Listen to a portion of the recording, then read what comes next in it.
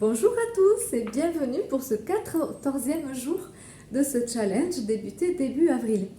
Alors aujourd'hui, je suis très heureuse de vous présenter une toile que j'aime énormément qui s'appelle Immersion.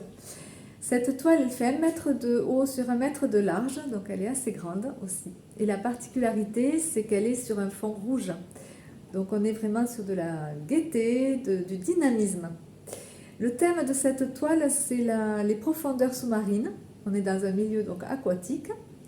Et donc les algues représentées, si vous y voyez des algues, moi en tout cas je les vois, elles sont bleues, mais tout simplement pour montrer qu'on est dans de l'eau, dans les fonds sous-marins. Et donc l'eau est représentée par ce bleu. C'est une toile que j'ai démarrée en septembre 2020. Elle fait partie de la série aborigène amérindienne que j'ai démarrée donc, la même année et que je vous suggère d'aller voir si la technique des petits points vous plaît, parce que j'en parle dans les autres capsules. Il y a dans cette toile 2 parties vraiment contrastées, donc la partie de gauche et la partie de droite. Celle de gauche, on est vraiment dans des limites. Ça peut être des cases, ça peut être... on voit que les formes sont encadrées, donc elles sont plutôt fixes et immobiles. Et la partie de droite, ben c'est le contraire. On est vraiment dans l'illimité et on est aussi dans la mouvance, le champ de tous les possibles. Les algues, elles ondulent, elles ne sont pas raides et rigides. Les formes que vous voyez sont suggérées, puisque le but c'est de laisser libre cours à l'imagination de chacun. C'est le but, chacun est libre d'y voir ce qu'il veut.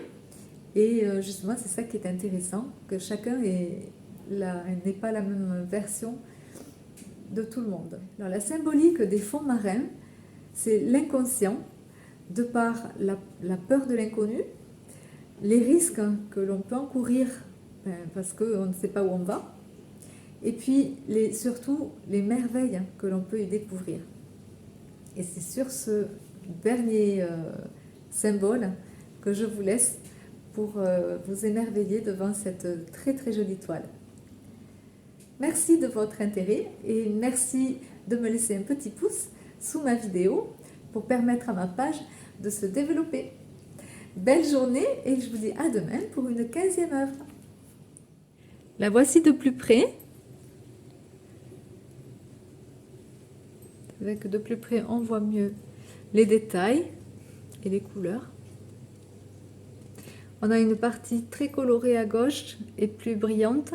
Et à droite, on a vraiment cet effet mat dont je n'ai pas pensé à vous parler tout à l'heure.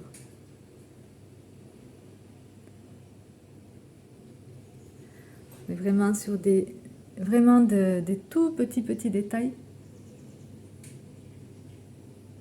Beaucoup de patience aussi pour cette œuvre, mais très enrichissante au niveau des détails.